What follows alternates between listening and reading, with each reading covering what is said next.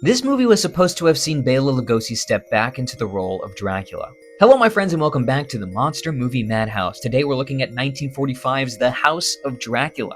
As always, make sure to give me a follow and like this video so you can learn more about your favorite silver screen monsters. Let's get into it. After the release of House of Frankenstein, Universal had announced a follow-up to the movie called The Wolfman vs. Dracula. Now, plans for the movie had actually begun before House of Frankenstein, but those plans were put on hold after it was announced that Boris Karloff would return to Universal on a two-picture deal, thus making House of Frankenstein happen. After the release of that film, Edward T. Lowe was brought on to rework the script for Wolfman vs. Dracula. He would add in Nina the Hunchback and various other elements from older Universal monster movies, and the movie would be retitled House of Dracula.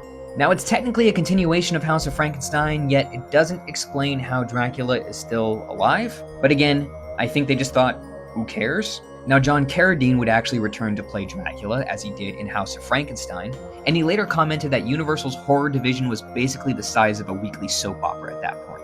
Because of soldiers returning from war, studios were really afraid to make horror movies, and leaned into making more musicals and light fantasy films. Now, why was Bela Lugosi specifically not in the film? Well, a lot of it probably had to do with the formation of the Screen Actors Guild in 1937, and actors largely working on freelance.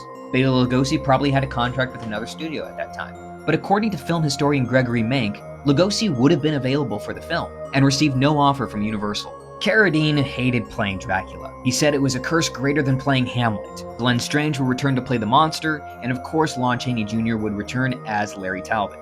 Also appearing in the film is Lionel Atwill, and House of Dracula would be his fifth and final Universal monster film. The film itself was shot on the cheap, and when I say the cheap, I mean $5,000. Now, when it was released, it actually made a good amount of money at the box office, with grosses reported between $250,000 and $500,000. But reviews were mixed to negative on the movie. Today we have a rosier vision of them, and accepting them for what they are, but of course they wouldn't rank high on a Universal monster movie list. What are your thoughts on House of Dracula, and where does it rank for you amongst the other Universal monster movies?